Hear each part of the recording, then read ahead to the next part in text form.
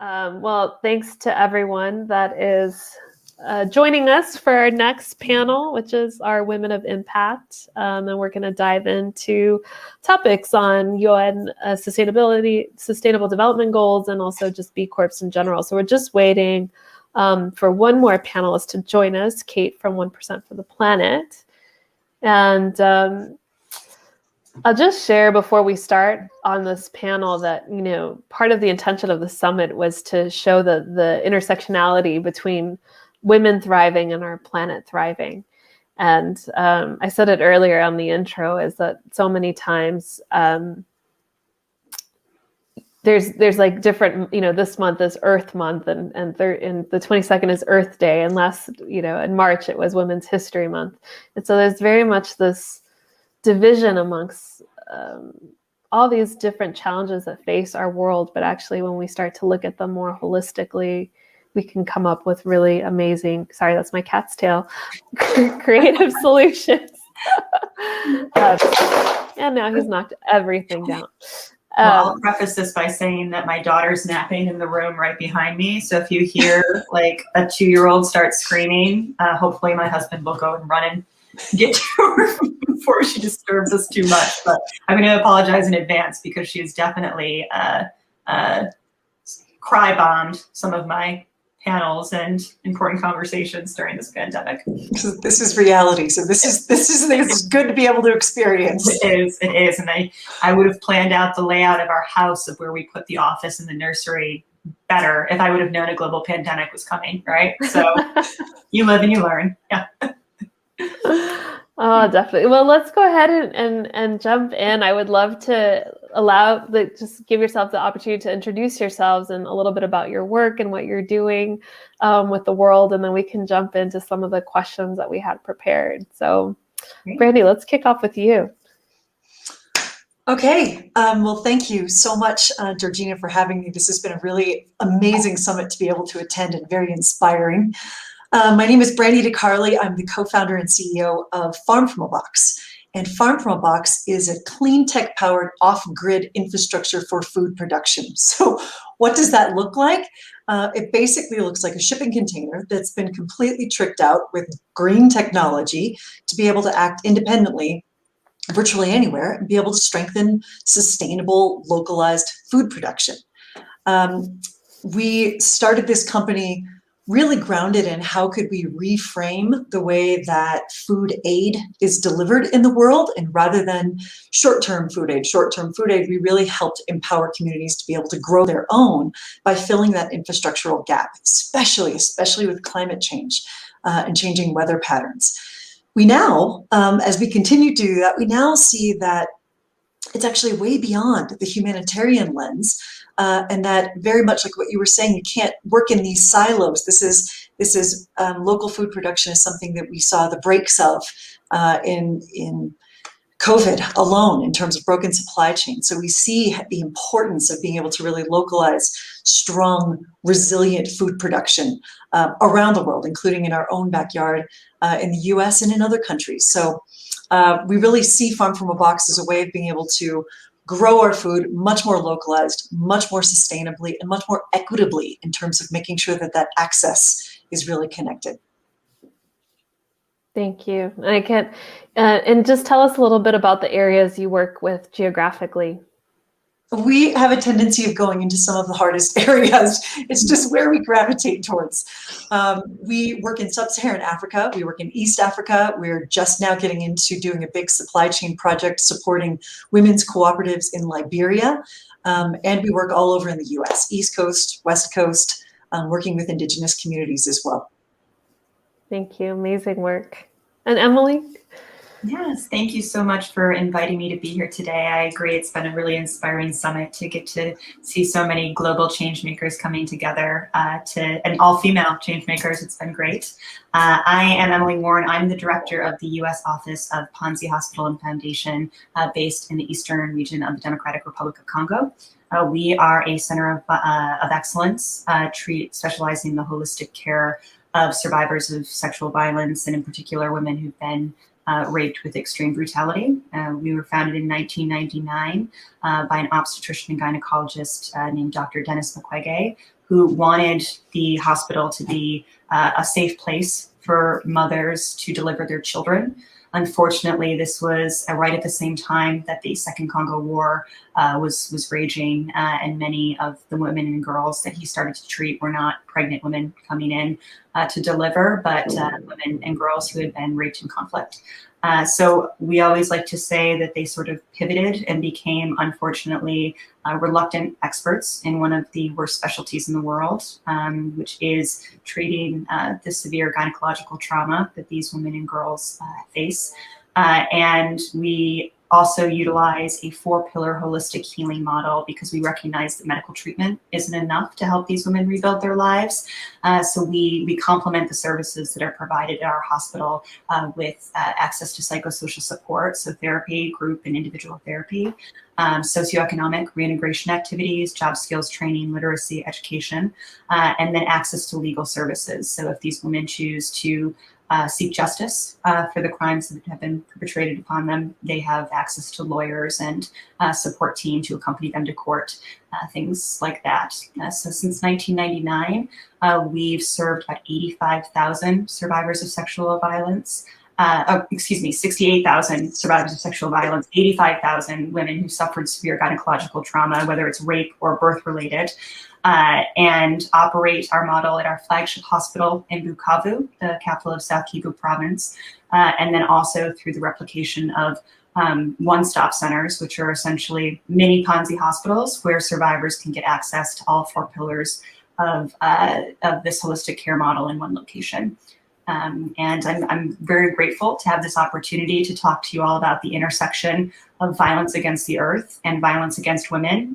There are direct lines that we can draw, you know, in what we see every day, which I'm sure we'll touch upon later. But it's really crucial that I think people around the world also recognize this link, because I don't think it is as apparent to the global community as it should be. So thank you for inviting me. I'm really excited. Thank you, Emily. And I love how you phrase that. And they don't see it. You know, it's just to give you guys some statistics, 1 in 3 women will experience gender-based violence in their lifetime. And I've been an activist in this space since 2007, and that number hasn't changed. Wow. Panzi Hospital and Dr. McWecky's work was my inspiration actually to start mountaineering as a voice. And, you know, it's... I've met survivors on the DRC Uganda border. You don't forget. Mm-hmm. And we think that also, you know, I love having this conversation because we think it's also like a problem far, far away, but that's why that statistic is important, the 1 in 3. And the somehow like societal just like okayness with it, you know, like wherever it's happening in the world, it's not okay. And so I'm so grateful for the work that you continue to do, Emily, and everyone at the foundation. And I am really in Congo. I'm just the U.S. fundraiser and advocacy person, right? It's truly all of the work of the amazing Congolese heroes. I don't know how they do it every day, but they're an inspiration. But I will pass along your kind words to them. Thank you. And Kate from 1% for the Planet. I would just have everybody share and introduce themselves. Yeah. So please go ahead. Yeah, and Brandy and Emily, so great to just hear from both of you. I'm so inspired by your work, and you too, Georgina. So thanks for this opportunity. So I'm Kate Williams. I'm CEO of 1% for the Planet, and our purpose is, to your point, Emily, about the connections between women and the planet and the health of both. Our purpose is to inspire commitment and action so that our planet and future generations thrive. So we really try to build a community that's thinking about those connections. And the way we work is that we have members who are businesses and individuals. We have about 4,000 plus businesses and about 1,000 individuals at this point globally who commit to giving back their 1%. And in the case of businesses, it's 1% of sales, which is a big number and a big annual commitment. And they are giving that back to environmental nonprofits every year, focusing on a whole range of environmental issues from climate to communities to water to land to, everything in between. And, increasingly many of them are at that intersection of environment and justice, environment and people, environment and communities, which is really great to see. We last year certified about 30 million in giving, just to 30 million US dollars, just to sort of scale the amazing work of our members. And over our lifetime, which is coming up on 20 years next year, the community has given $280 million. So we're really seeing an acceleration. And one of the numbers, Georgina, you mentioned that sort of 1 in 3 number as something that hasn't changed. The number that we look at that also has not changed over the last decade or more is that only 3% of environmental or of total philanthropy goes to the environment. And as we know, the scale of the problems and, just the scale of our environment, which, really without a healthy environment, it's really hard to see how healthy communities, healthy people, healthy economies can thrive. So, we really are very interested in seeing, just an increase in awareness of and giving to the environment. So I'll stop there, but so honored to get to be in this conversation today. Thank you. I had some questions prepared for each of you, and I'd like to close with helping people connect the dots. So let's maybe dive into the individual questions. So for Brandy, you talk a lot about the triple header, women, technology, and climate. And how can we help people understand the correlation between these? And you have a beautiful TED Talk also about the power of connection and togetherness. I mean, I'm feeling it right here on this panel alone, the interconnectivity between all of our mutual work. You can't separate women and agriculture and violence. We can't separate women and the environment and climate change. And we can't separate technology because it either has the opportunity of being able to increase the divide and further the challenges that women are facing, or it really has the opportunity of being able to empower and really change the direction that we're heading into. When we talk about agriculture, Emily, very similarly to you, too often people think, oh, farming, okay, fantastic, you're able to produce things. But what we don't realize is that, number one, agriculture is one of the biggest contributors to climate change. Number two, that can also be one of our greatest assets in fighting climate change through really sustainable regenerative practices and carbon sequestration. Women are, 50% of the producers in the world, and yet women do not have the access to the technology, the tools, and the training to be able to really increase what their productivity is. And men obviously are producing more, but women are really the ones that are on the front lines of the climate change and the climate problem, and are really growing to be able to sustain for their entire family. So we need to be able to really connect the dots, and this is something that we, Farm from a Box, are really, really passionate about. We target working with women more so than anything else because there's such a huge need and opportunity that's there.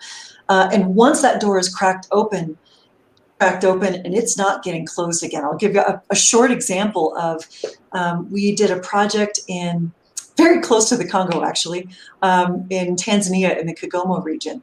And we're working with an entire village, probably 75% of the women that we were working with.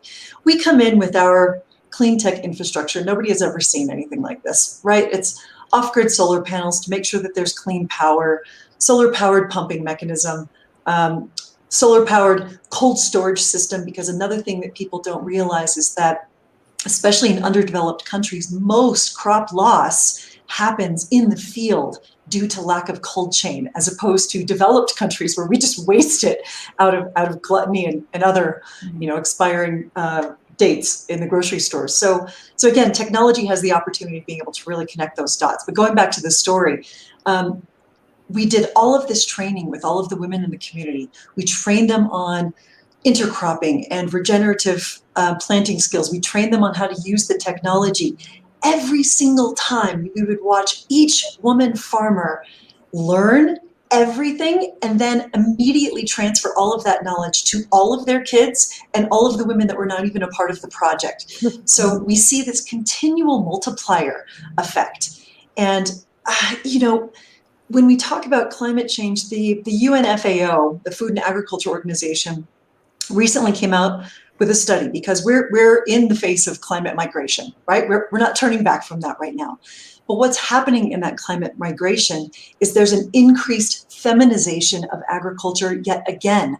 And yet these women are choosing to stay and grow and try without the resources that they need, whereas men tend much more towards migration. So when I talk about that triple header and the interconnectivity, it is so important to empower women to be able to solve the climate crisis and be able to really use technology as an enabling factor in the improvement of both. Thank you. Yeah, and I, you know, this conversation just strikes home because again, people see everything a bit in silos, right? And it's not even the impact. You know, we're talking about programs that are far away from home, but you get close to home, and it has every same possibility to drive the meaningful impact close to home as well, right? This is technology that could be transferred. And I know you're working with local indigenous communities as well here in the US and things like that. So I'm just mindful of time. I'm gonna jump over to Emily. And, you know, you shared the history from 1999, all the amazing work that's been done through Panzi Hospital. How has the pandemic, what impacts has the pandemic had on the work that you are all trying to do? And how can we support you? Thank you. Well, we know history tells us that in times of crisis, women and girls are disproportionately affected, whether it is because of conflict, whether it's because of a natural disaster, or whether it's because of an epidemic or a pandemic. You know, so long before COVID-19 came to DRC and Bukavu, where we're based in particular, which was in April, May-ish, a little bit behind the US and Europe, we were already facing an epidemic, and that is an epidemic of sexual and gender-based violence in the country. So I think that we are still going to be trying to determine the effects of COVID-19, the lasting impact, far longer than we can imagine. We don't yet know the full toll. We do know that gender-based and sexual violence is on the rise around the world globally as women are locked down, often with their abusers, or because they do not have access to essential services, protections, safety nets that they normally do. You know, in DRC, this epidemic of rape that we've been facing, we still see 5 to 7 survivors, you know, per day who come just to our flagship hospital, and that number has gone up and down throughout the years, but remained steady throughout the pandemic. And there's that direct line that I sort of talked about earlier. You know, we can draw a direct line between that epidemic of rape and climate change, right? Through this violence being perpetrated by armed militias that are using conflict minerals and the exploitation of the land to finance their operations, exert power and influence. And rape is used as a weapon to ensure that they can effectively terrorize and destroy the social fabric of communities and allow them to further exploit the land for their profit. And I think that there's many in the global community who understand that link and understand that there does need to be a lot more work with responsible sourcing, transitional justice mechanisms, ending impunity by holding these perpetrators accountable, but not nearly enough do. You know, so I always like to say, if you're looking to help Panzi, spreading awareness is something that is greatly needed, but also advocating through your networks, whether it's advocacy channels that you may have, or connections to corporations or foundations. You know, we need funds, and quite frankly, I know that sounds a little pithy, but you know, this problem is so pervasive, and you know, fundraising and, you know, donating time of skills, you know, volunteering, helping us to get the word out. There's a lot of work to be done. And I think that the global community really needs to rise to this challenge, to this intersection, not just sexual and gender-based violence, but the intersection of how we're all sort of related, that the minerals that are found in the computers that we're using to talk to each other right now or in our smartphones came from Congo, and that exploitation of that land, that war is being waged on the bodies of women. So I know that was kind of a long and winding answer to say that, helping us raise awareness of this issue, helping us to raise funds to address it through expansion of holistic care, through the advocacy that we're doing right now to try to have mechanisms of transitional justice implemented, just helping people to know what exactly is going on. This conflict has been decades old. And I think that there does tend to be a tendency to shy away. And I will also say this problem isn't specific to DRC specifically, right? Conflict has been used as a weapon of war. Rape has been used as a weapon of war in conflicts all around the world. And there can be many other sort of linkages that can be drawn to climate change, after natural disasters, things like that. And if we can, I think we would all be stronger together if we put that intersection front and center. Thank you. Very powerful and very true. It is shocking when you start to dig in to where this is prevalent around the world. And people do shy away from it. It's a tough conversation to have, and it's easy to turn a blind eye. But if anything, I hope that as a pandemic, the issue in DRC has been happening, long before, but I do feel that the pandemic has brought us a new level of awareness. Like there's nowhere to hide anymore, right? Like we have this one home that we live in. We're all here together as human beings. There's nothing that makes women in DRC different than me or anyone on this call, right? So we have a responsibility, now to thrive as a society. And I do think that all of our collective work, and for people listening, right, there's something each of us can do in that capacity. So thank you for sharing the awareness and the funding piece. I will just share that everyone's bios are on the website. So if you want to learn more about any of these organizations, you can always go back to the website under the speaker pages. Everyone's links are there. So thank you, Emily.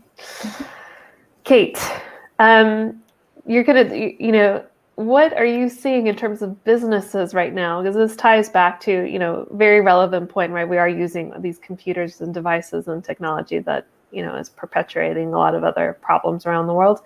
What are you seeing shift with the businesses, your members, from a higher level of focus, let's say on people and planet beyond profit? Yeah, and I would say it's like, what are we seeing shift in terms of businesses and in terms of individuals as both donors, but also as consumers, and how all of that works together. And then also in terms of nonprofits and how they're, really in a way how we're thinking about the environment. So, Emily, so many of your points in terms of like how things intersect is really coming to the fore more and more. And I'm sorry, the sun is moving as I speak, so I'm trying to stay out of it. But I think one of the things that we're seeing, so last year our network grew a lot. We brought on 1,700 new members in 2020. And that was not at all what we expected. When this time last year, when it was looking like the economy was really shutting down, we thought, all right, like we need to like tighten our belts and like just get through this. But then that awareness, Georgina, that you mentioned really seemed to have this galvanizing effect. I think, there was, both the awareness that last year, sort of the kind of global awareness of how connected we all are was very much brought home. And then it built on momentum of, consumers saying, I want my dollars to be supporting things I care about, and being horrified when they'd learn that, their dollars were supporting conflict and rape. So I think we have seen in the consumer side, and that has, then influenced the business side, just either a strong feeling of being like overwhelmed and paralyzed because they're learning these things and they don't know what to do, which I think we've all felt at times. And the flip side of that, which is really great, is a desire to have every dollar that you spend be a vote for the values that you have. And so I think what the businesses are doing more and more, and I'm sure you've seen this is true in our network, but fortunately it's like, we're seeing it in other places as well, is, more and more businesses are seeing that, it's not profits or planet or profits or people. It's like all of this comes together. It's good for business and it's good for our planet and for people to be transparent. People don't expect perfection. They do expect that you're taking action and that you're trying to make change. And we've seen that again and again. It's, Patagonia is often held up as an example. They're not perfect, but they've been very transparent about the things that they're working on and the changes that they're making and things like that. And that really resonates with consumers. So, so I'd say, really what I would characterize as the like moment of opportunity that we have right now is that there is this coming together, this confluence of business, individuals, in their many, selves. I don't like to think of them as just consumers, but, in part as consumers, but also as donors and just like values-driven people on the planet. And then nonprofits who are creating ways that they're able to respond to, these sort of growing connections of issues. But all of that is coming together to create this opportunity when, every day people have the opportunity to make choices in their purchases, to support the things they care about, to not support those things that are driving, problems. And then also increasingly too, opportunities to connect the dots between things like poverty and the environment, which, we have tended to think of as these separate issues, but, increasingly, fortunately, people are seeing like how one drives the other, like that they go back and forth. So,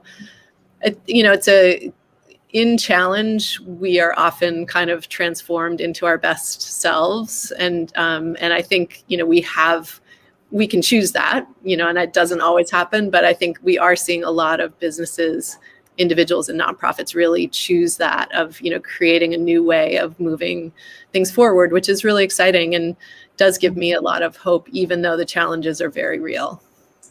Thank you. And I do believe that the awareness piece is key, whether you call it awareness or education, because, ignorance is bliss. Like, if you're living in a city and you have all the comforts available to you and, you're not facing a particular challenge, you're buying things, like if no one's actually telling you like, oh, do you know how this is made, or do you know where this comes from, or do you know the impact that's having, you might really not know. And so like I like giving people benefit of the doubt. And it's like, okay, well, would you make a different decision if you did know? And so I think that that's a role that we all have to play, right? And helping, I guess, I don't want to use the word convince, but bring other people on this journey of not seeing everything as so separate and seeing our interconnectivity.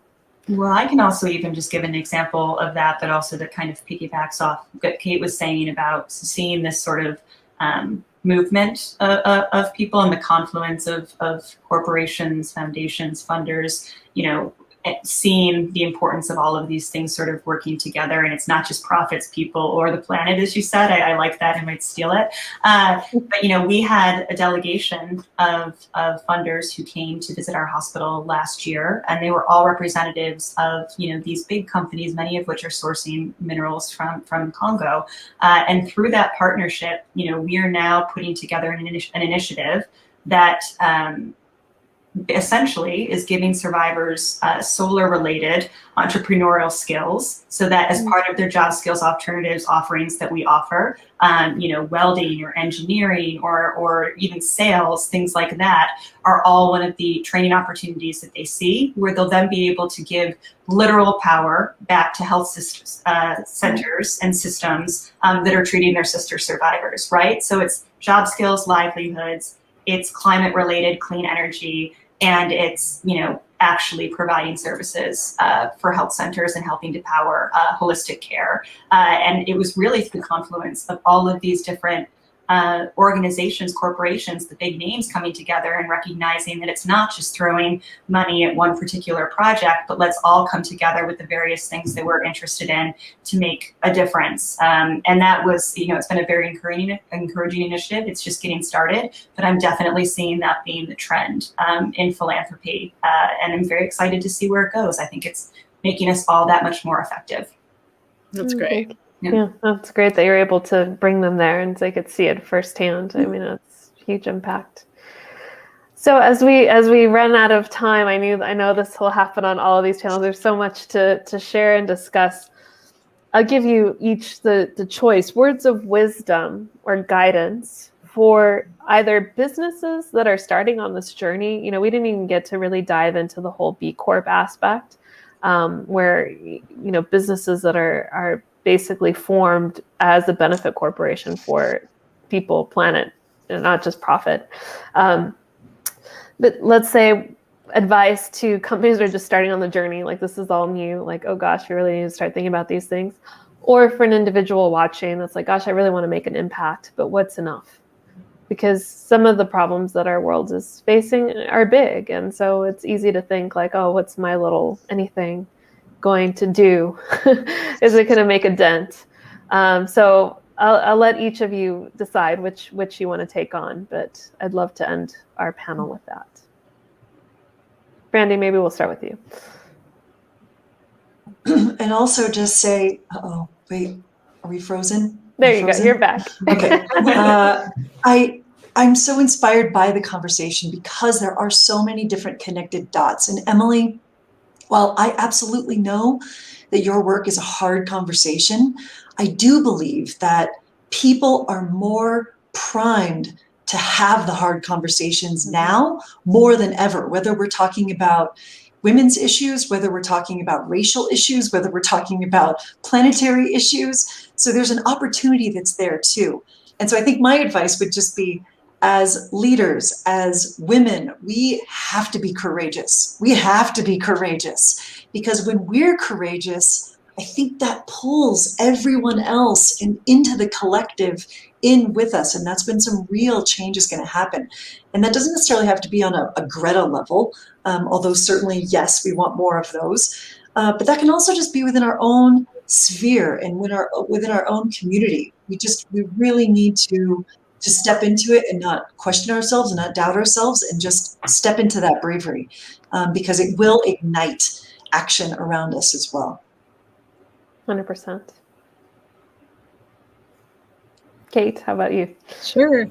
I would say two things. One, I think it can feel easy to feel overwhelmed. And so I think being brave and really like being courageous is so important. And sometimes it's hard to know how to get traction in that. So two things. One is I believe that everyone has a 1%. So 1% for the planet is a particular model, but like taken figuratively, everyone has a 1%. Every day you have 1% of your time, you have 1% of what you end up spending money on, you have 1% of sort of the energy and spirit you bring to things. And that can be really helpful because you can just sort of break it down and each day think like, what's that little bit that I want to do, either to be more courageous, to say something that I might not have been able to say yesterday, or to like make a different kind of purchase, or to make a donation. It can break down in a whole bunch of different ways. So everyone has a 1%, and think of how you can sort of deploy that as a way to just take that little bit of action that adds up over time.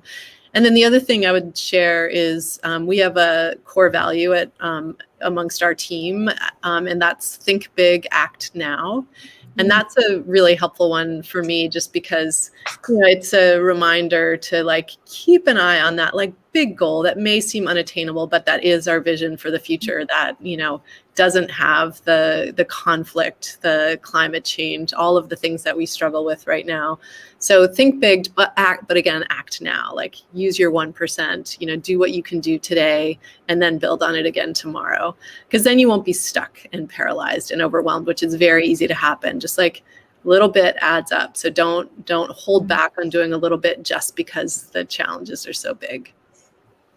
I love that. And I love how you reframe the 1%, because it has normally just a monetary association with that. So, and that it is time and energy and way more beyond, effort. So, Emily?